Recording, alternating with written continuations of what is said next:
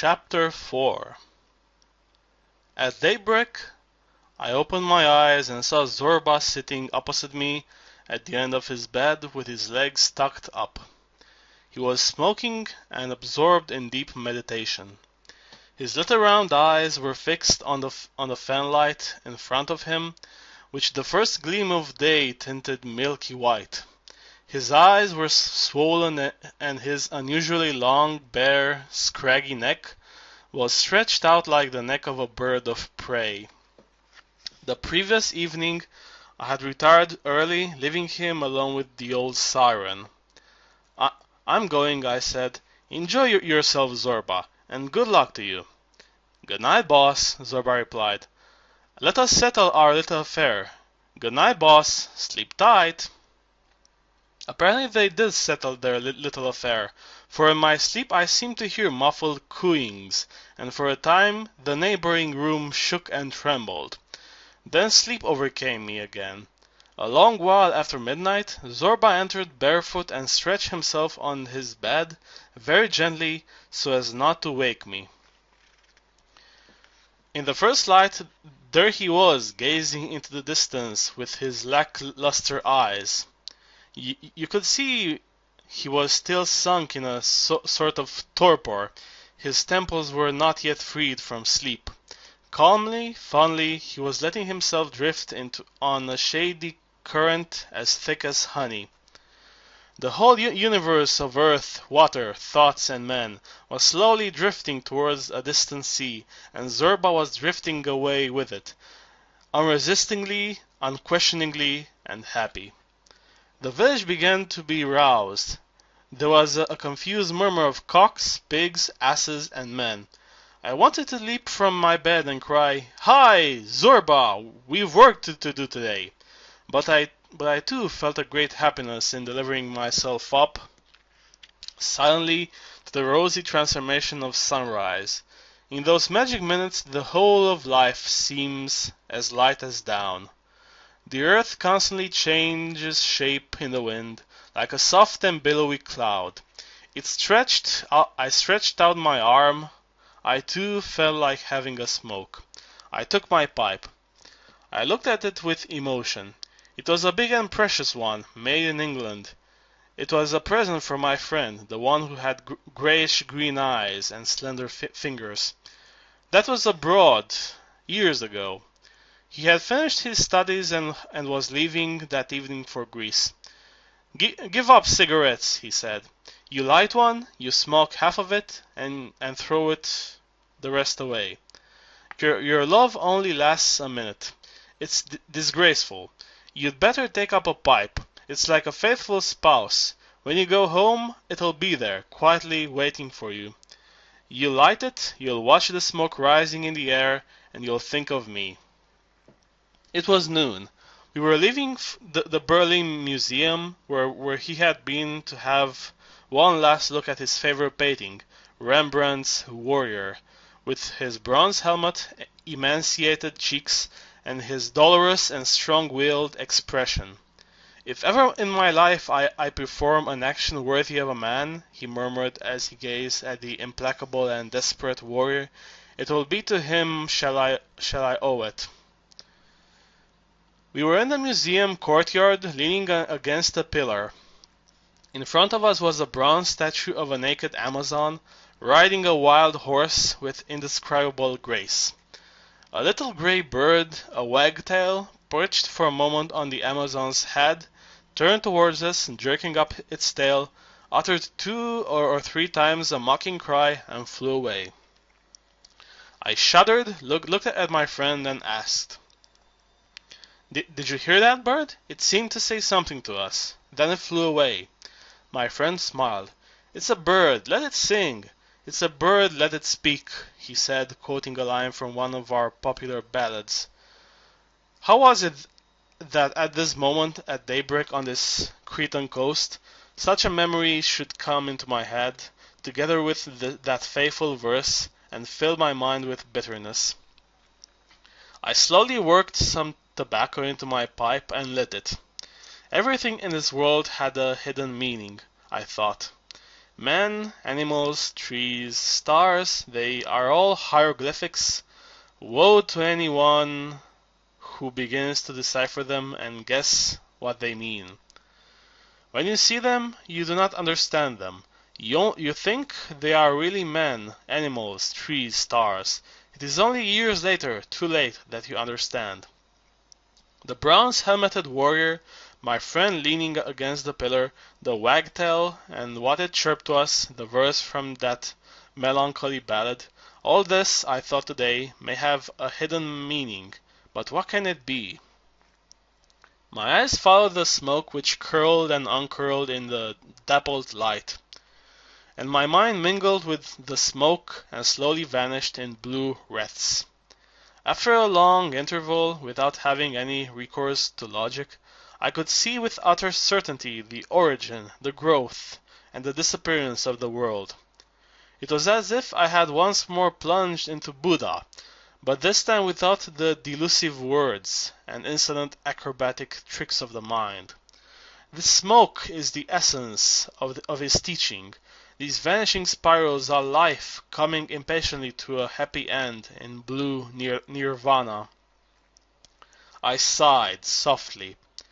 As if this sigh had brought me back to the present minute, I looked round and saw the miserable wooden hut, and hanging on the wall a little mirror from which the first rays of the sun had just struck sparks. Opposite me Zorba sat on his mattress, smoking, with his back to me. The previous day, with its tragicomic fortunes, suddenly flashed into my mind. The smell of stale violet perfume, violet, eau de cologne, musk, and patchouli, a parrot, an almost human being transformed into a parrot, and who beat his wings against the iron bars of his cage, calling the name of a former lover, and an old Mahone, only survivor of a whole fleet, who recounted ancient naval battles. Zorba heard my sigh, shook his head, and looked around. "We've behaved badly," he murmured. "We've behaved badly, boss. You laughed, so did I, and she saw us. And the way you left without any fine words, as if she was an old bag of 100. What a damn shame. It's not polite, boss. That's not the way for a man to behave, let me tell you.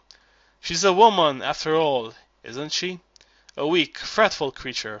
A good job I stayed behind to console her." "But what do you mean, Zorba?" I replied. "Do you seriously think all women have nothing else but that in mind?" "Yes, boss. They've nothing else in mind. Listen to me now. I've seen all sorts, and I've done all kinds of things. A woman has nothing else in view. She's a sickly creature, I tell you, and fretful. If you don't tell her you love and want her, she starts crying. Maybe she doesn't want you at all. Maybe you disgust her. Maybe she says no. That's another story. But all men who see her must desire her. That's what she wants, the poor creature. So you might try and please her." I had a grandmother. She must have been 80. What a tale that old soul's life would make. Never mind, that's another story too. Well, she must have been 80 in the shade, and opposite our house lived a young girl as fresh as a flower. Cristallo she was called. Every Saturday evening, raw young bloods of the village would meet for a drink, and the wine made us lively. We stuck a sprig of basil behind our ears, one of my cousins took his guitar, and we went serenading. What love, what passion! We bellowed like bulls. We all wanted her, and every Saturday we went in a herd for her to make her choice. Well, would you believe it, boss? It's a mystery. Women have a wound which never heals. Every wound heals, but that one. Don't you take any notice of your books. That one never heals.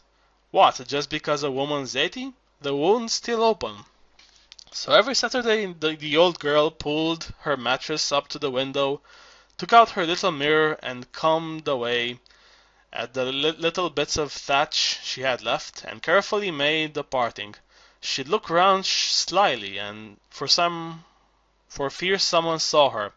If anyone came near, she'd snuggle back and look as if butter wouldn't melt in her mouth, pretending she was dozing. But how could she sleep? She was waiting for the serenade. At 80. You see what a mystery woman is, boss. Just now it makes me want to cry. But at that time I was just harum scarum. I didn't understand and it made me laugh. One day I got annoyed with her. She was hauling me over the coals because I was running after the girls, so I told her straight out where to get off. Why do you rub walnut leaves over your lips every Saturday and part your hair? I suppose you think we come to serenade you. It's Cristallo we're after. You're just a stinking old corpse. Would you believe it, boss? That day was the first time I knew what a woman was. 2 tears sprang into my grandma's eyes. She curled up like a dog and her chin trembled. Cristallo, I shouted, going nearer so as she'd hear better. Cristallo, young people are cruel beasts. They're inhuman. They don't understand. My grandma raised her skinny arms to heaven. Curse you from the bottom of my heart, she cried. That very day she started to go into a decline. She wasted away and 2 months later her days were numbered. Then when she was at her last gasp she saw me. She hissed like a turtle and cried to me to grab me with her withered fingers. It was you who finished me off. May you be damned, Alexis, and suffer all I have. Zorba smiled. Ah, the old witch's curse has hit home, he said, stroking his mustache. I'm in my 65th year, I think, but even if I live to 100, I'll never lay off. I'll still have a little mirror in my pocket, and I'll still be running after the female of the species. He smiled once more, threw his cigarette through the fanlight, stretched his arms, and said, I've plenty of other faults, but that is the one that'll kill me. He leapt from his bed. Enough of all that. Cut the cackle. Today we work. He dressed in a twinkling, put on his shoes, and went out. With my head bowed, I ruminated on Zorba's words, and suddenly a distant snow-bound town came to my mind. I was at an exhibition of Rodin's works, and I had stopped to look at an enormous bronze hand, the hand of God. This hand was half closed, and in the palm an ecstatic man and woman were embracing and struggling. A girl came up and stopped beside me. She also looked and was moved at the disquieting eternal embrace of man and woman. She was slim, well dressed. She had a wealth of fair hair, a powerful chin, and thin lips. There was something determined and virile about her. I normally hate inviting a conversation, and I do not know what urged me to turn to her and ask, What are you thinking about?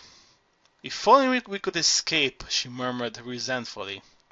And go where? The hand of God is everywhere. There is no salvation. Are you sorry? No, love may be the most intense joy on earth. It may be.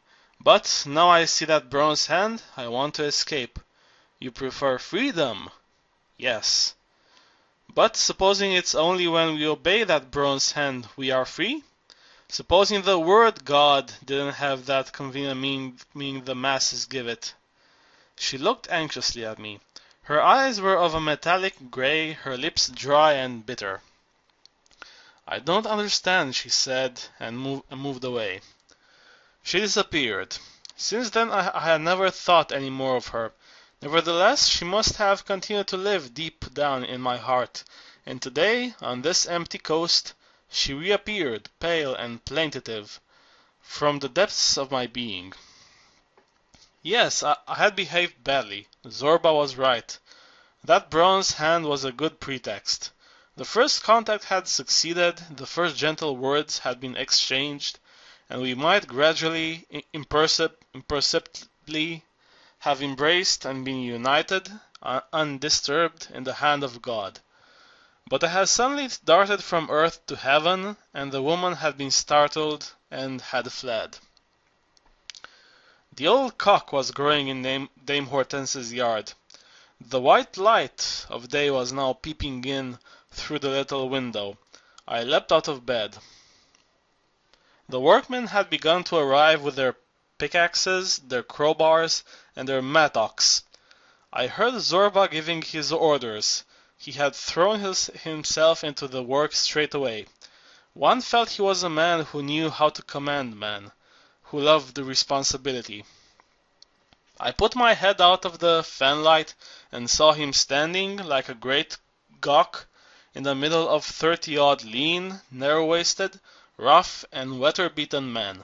His arms were stretched out authoritatively.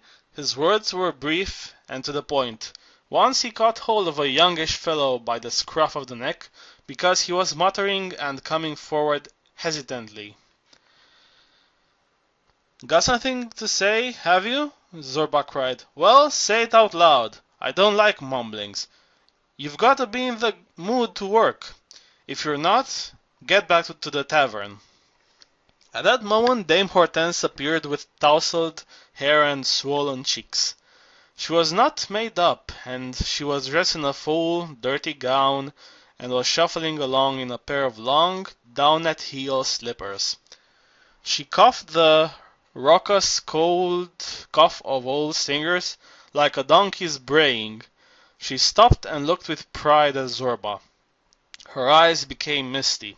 She coughed again, so that he would notice her, and passed close to him, swaying and wriggling her hips. Her broad sleeve almost brushed him, but he did not even turn around to look at her. He took a piece of barley cake and a handful of olives from a workman and shouted, "Now, men, in God's name, make the sign of the cross!" And, striding away, he led the gang in a bee-line towards the mountain. I shall not describe here the work of the mine. It would need patience to do that, and I have none. Near the sea we built a hut out of bamboo, osier, and petrol cans. Zorba used to wake at dawn, seize his pick, go to the mine before the men, open a gallery, abandon it, find a gleaming lignite seam, and dance for joy. But after a few days he would lose the seam, and he would fling himself down on the ground, with his legs in the air, and, with his feet and hands, make a mocking gesture at the sky. He had taken to the work. He no longer even consulted me. From the very first days, all the care and responsibility had passed from my hands to his. His job was to make decisions and to put them into execution. Mine was to pay the piper.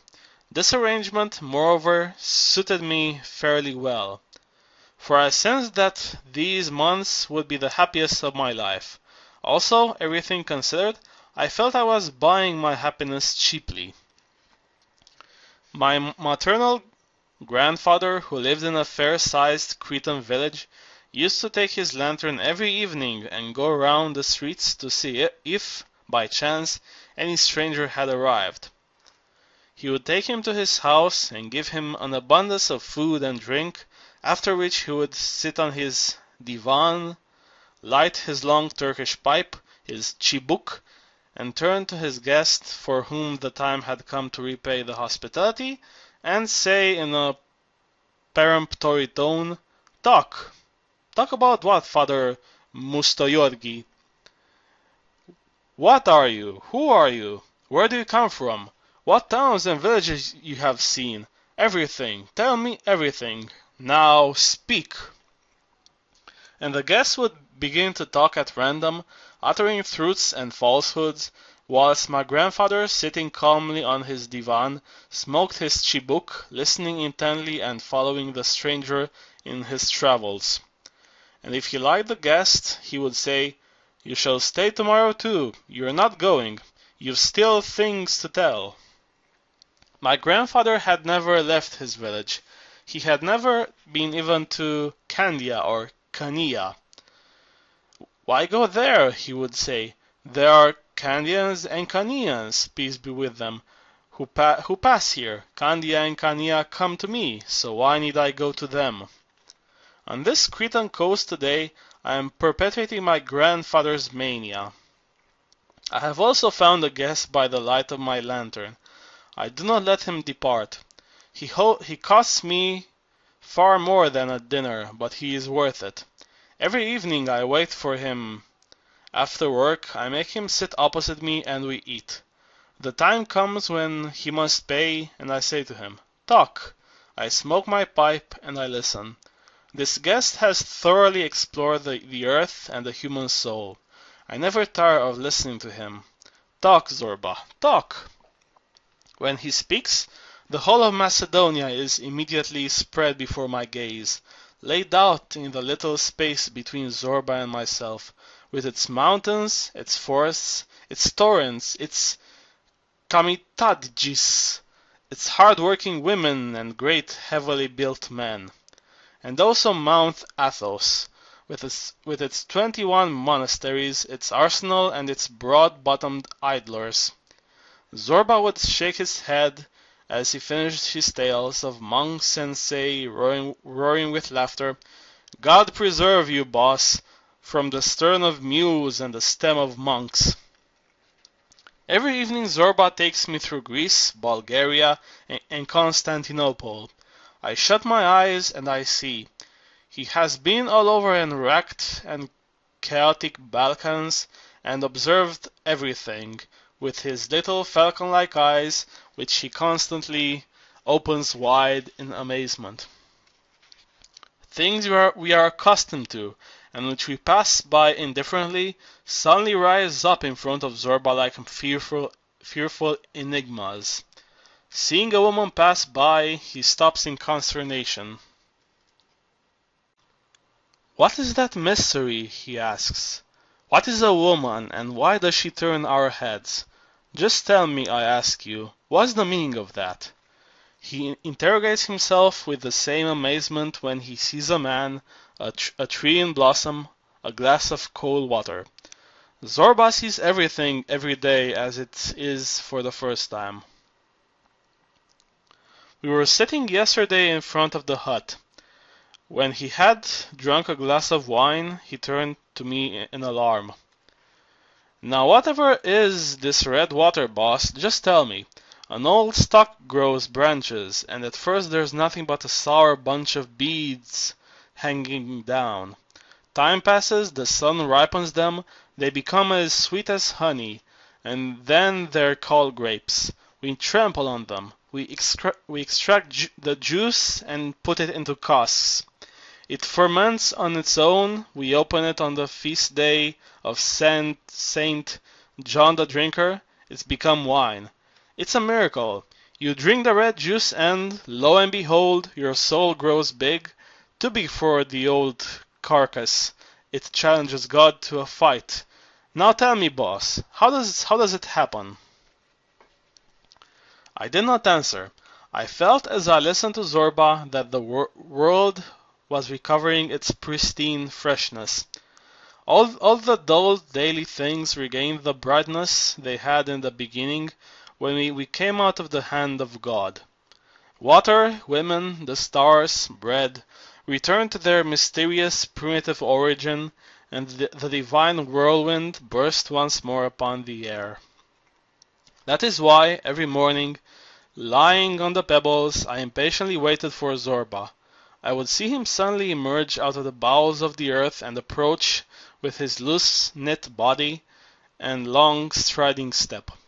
From afar I could see how the work had fared that day, by his bearing, by the way he held his head high or low, by the swing of his arms. At first I also went with him. I watched the man.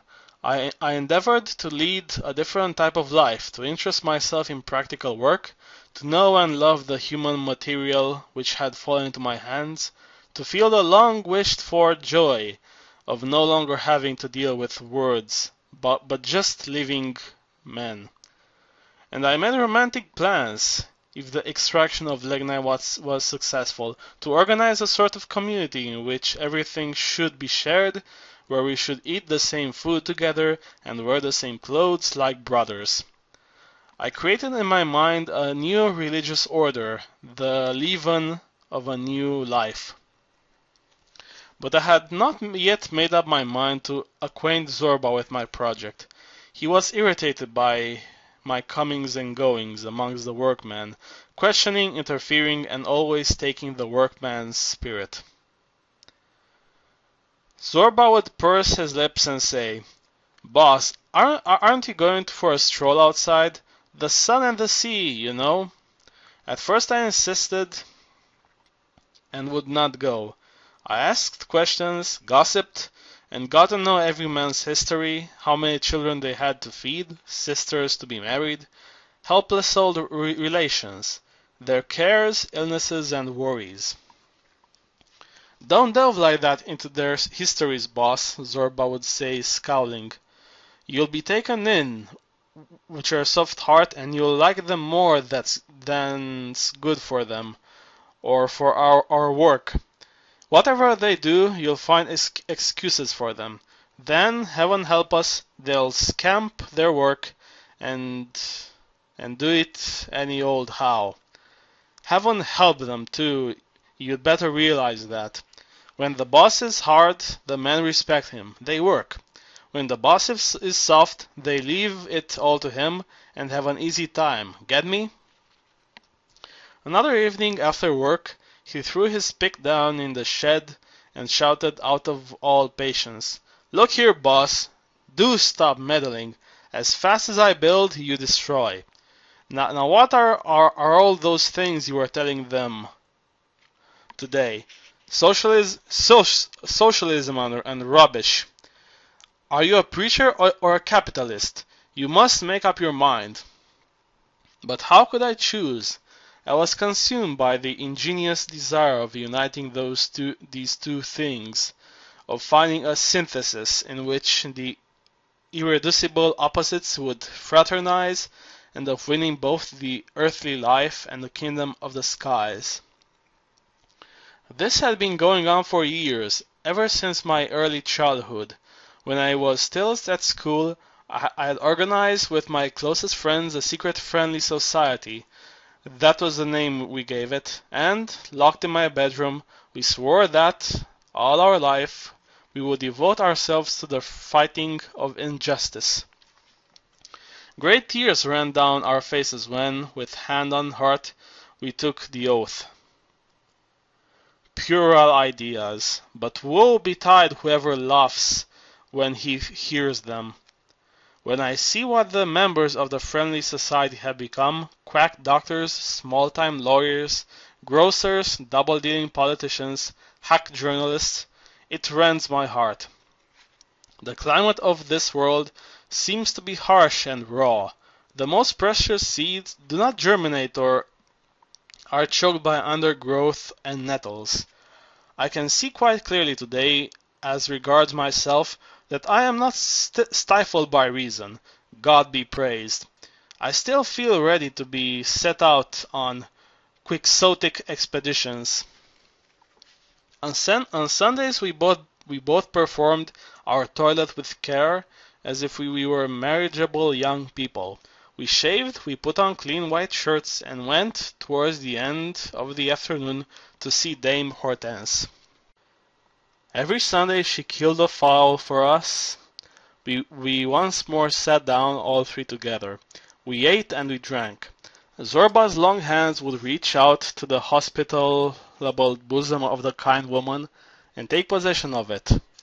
When at nightfall we returned to our part of the shore, life appeared simple and full of good intentions, old but very agreeable and hospitable, like Dame Hortense. On one of these Sundays, as we were returning from the copious feast, I decided to speak and tell Zorba of my plans. He listened, gaping and forcing himself to be patient, but from time to time he shook his great head with anger. My very first words had sobered him, the fumes left his brain. When I had finished, he nervously plucked 2 or 3 hairs from his mustache. "I hope you don't mind my saying so, boss, but I don't think your brain is quite formed yet. How old are you?" 35. Then it will never be. Thereupon he burst out laughing. I was stung to the quick. You don't believe in man, do you? I retorted. Now, don't get angry, boss. No, I don't believe in anything. If I believed in man, I'd believe in God, and I'd believe in the devil too. And that's a whole business. Things get all muddled then, boss, and cause me a lot of complications. He became silent, took off his beret, scratched his head frantically, and tugged again at his moustache, as if he meant to tear it off. He wanted to say something, but he restrained himself. He looked at me out of the corner of his eye, looked at me again, and decided to speak. Man is a brute, he said, striking the pebbles with his stick. A great brute.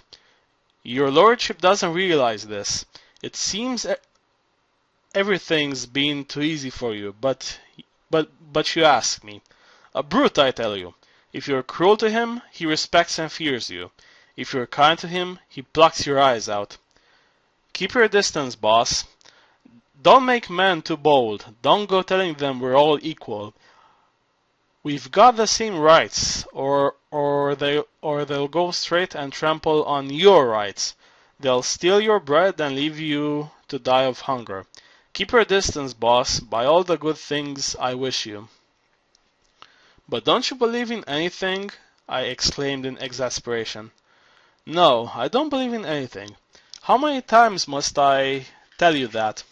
I don't believe in anything or anyone, only in Zorba. Not because Zorba is better than the others, not at all, not a little bit. He's a brute like the rest. But I believe in Zorba because he's the only being I have in my power, the only one I know. All the rest are ghosts. I see with these eyes, I hear with these ears, I digest with these guts. All the rest are ghosts, I tell you. When I die, everything will die. The whole Zorbatic world will go down to the bottom. What egoism, I said sarcastically. I can't help it, boss. That's how it is. I eat beans, I talk beans. I am Zorba, I talk like Zorba. I said nothing. Zorba's words stung me like whiplashes. I admired him for being so strong, for despising men to that extent, and at the same time wanting to live and work with them. I should either have become an ascetic, or else have adorned men with false feathers, so that I could put up with them. Zorba looked around at me. By the light of the stars, I could see he was grinning from ear to ear. Have I offended you, boss? He said, stopping abruptly. We had arrived at the hut. Zorba looked at me tenderly and uneasily. I did not reply. I felt my mind was in agreement with Zorba, but my heart resisted, wanted to leap out and escape from the brute, to go its own road. I'm not sleepy this evening, Zorba, I said. You go to bed. The stars were shining, the sea was sighing and licking the shells, a glowworm lit under its belly its little erotic lantern. Night's hair was streaming with dew. I lay face downward, plunged in silence, thinking of nothing. I was now one with night and the sea. My mind was like a glowworm that had lit its little lantern and settled on the damp, dark earth and was waiting. The stars were traveling round, the hours were passing, and, when I arose, I had, without knowing how, engraved on my mind the double task I had to accomplish on this shore: escape from Buddha, rid myself by words of all my metaphysical cares, and free my mind from vain anxiety. Make direct and firm contact with men, starting from this very moment. I said to myself, perhaps it is not yet too late.